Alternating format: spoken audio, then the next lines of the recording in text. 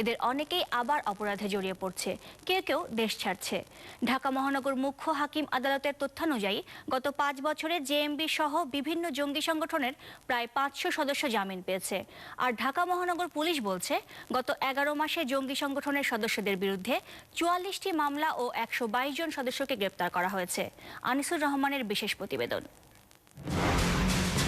2005 সালের আগস্টে সারা দেশে একযোগে বোমা হামলার ঘটনায় আলোচনায় আসে জামায়াতুল মুজাহিদিন বাংলাদেশ জেএমবি। নাশকতায় জড়িত থাকার এক পর্যায়ে সংগঠনটি নিষিদ্ধ করে সরকার, কিন্তু সম্প্রতি রাজধানীতে পুলিশ হত্যা, বিদ্যুৎ উন্নয়ন বোর্ডের সাবেক চেয়ারম্যানকে গলা কেটে হত্যা সহ বিভিন্ন অপরাধে জেএমবি সদস্যদের গ্রেপ্তার করে আইন শৃঙ্খলা রক্ষাকারী বাহিনী।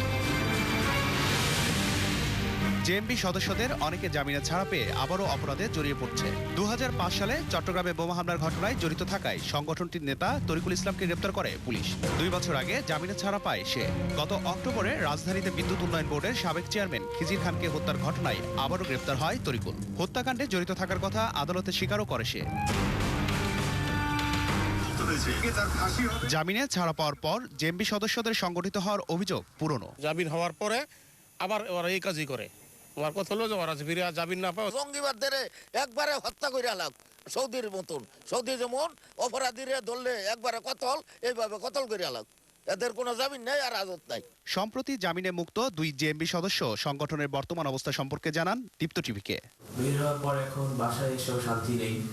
বিভিন্ন সময় ফোনে হুমকি দেয়, বলে যে আবার তাদের সঙ্গে যে কাজ করার জন্য। তো সেক্ষেত্রে চাচ্ছি যে বাইরে চলে যাওয়ার জন্য, কারণ আমি চাচ্ছি না এই ধরনের নোংরা কাজ আর কোনোদিন আমার দ্বারা হোক। জেএমবির বর্তমান কর্মপদ্ধতি সম্পর্কেও জানান তারা। আমাদেরকে এই যে এই বইগুলো দিয়ে এটাই বোঝানো হতো যে আল্লাহর রাস্তায় জিহাদ করতে হবে। এই বইয়ের বিভিন্ন পাতায় হাদিসের উদ্ধৃতি দেওয়া হতো, কোরআন থেকে বিভিন্ন কথা আমাদেরকে বলা হতো। সপ্তাহে দেখা যাচ্ছে 3 থেকে 4 দিন আমাদের বৈঠক হতো। জিহাদ মানে তো আমরা জানি যে যুদ্ধ করা, এটা আমাদেরকে ইসলাম প্রতিষ্ঠার জন্য যুদ্ধ করতে হবে, এভাবে বলা হতো। কেতাল এটা বলা হতো যে যারা ইসলামের বিপক্ষে আছে তাদেরকে কোনোভাবেই বাঁচতে দেওয়া যাবে না, কতল করে দিতে হবে, অর্থাৎ তাদেরকে মেরে ফেলতে হবে, গলা কেটে হোক বা তাদেরকে রক্তপাতের মাধ্যমে তাদেরকে মেরে ফেলতে হবে। আর সন্ত্রাস তো আমরা না, আসলে যারা ইসলামের বিপক্ষে তারাই সন্ত্রাস। এভাবে বিভিন্নভাবে আমাদেরকে আসলে বোঝানো হতো। 17 আগস্ট বোমা হামলার কারণে আমরা কতজন গ্রেপ্তার হয়েছিলাম, কতজন সাজাপ্রাপ্ত হয়েছি, কতজন জামিনে মুক্তি পাচ্ছি, এছাড়াও আমাদের ভবিষ্যৎ নেতৃত্ব কে বা কারা করবে সে সম্পর্কে আগে থেকেই সবকিছু ঠিক করা থাকে। আমাদেরকে এইভাবে বোঝানো হয় যে আমরা কখনো নেতৃত্ব শূন্য হব না, কারণ কেউ আমাদের কোনো মুজাহিদ ভাই যদি মারা যায় বা অন্য কোনো কারণে দলের নেতৃত্ব দিতে না পারে, আগে থেকেই আমাদের সবকিছু ঠিক করা থাকে যে পরবর্তীতে নেতৃত্ব কে বা কারা করবে। আমাদেরকে এই ভুল বোঝানোটাই আসলে আমাকে বিশেষ করে এই পথে নিয়ে আসছে। ঢাকার মুখ্য মহানগর হাকিম আদালতের তথ্য অনুযায়ী গত 5 বছরে জেএমবির 42 জন, হিজবুত তাহরিরের 421 জন, হরকাতুল জিহাদের 15 জন ও আনসারুল্লাহ বাংলা টিমের 4 জন জামিনে ছাড়া পেয়েছেন। আইনে ফাঁক-ফোকর রয়েছে বলেই জঙ্গিরা জামিন পাচ্ছে বলে মত আইনজীবীর। গ্রেপ্তারের পরে জামিনের যে প্রশ্নটা আসে এবং সেখানে যদি স্পেসিফাই করা হয় এবং স্পেসিফিক ডেফিনেশনের মধ্যে এনে তাকে গ্রেপ্তার করা হয় এবং চার্জ গঠন করা হয়, তাহলে ফাঁক-ফোকরের এটা সংখ্যাটা কমে আসবে।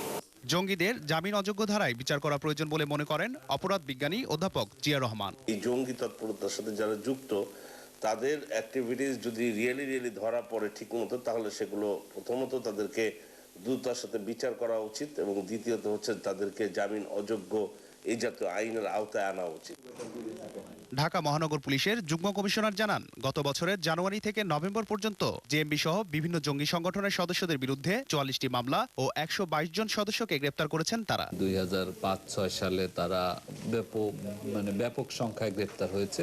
তাদের অনেকের সাজা হয়েছে তাদের 5 বছর, 6 বছর, 7 বছর, 8 বছর অনেকের সাজা হয়েছে। সেই সাজার মেয়াদও শেষ হয়ে গেছে। সাজার মেয়াদ শেষে তারা বের হয়ে এসে কেউ তারা স্বাভাবিক জীবনযাত্রার চেষ্টা করেছে, কেউ বা আবার সেই পুরনো পথে ফেরত গেছে। তো এই বিষয়টা মনিটরিং আমাদের আছে, কিন্তু সেই কম্প্রিহেন্সিভ যে মনিটরিং সেটি আসলে আমাদের নাই।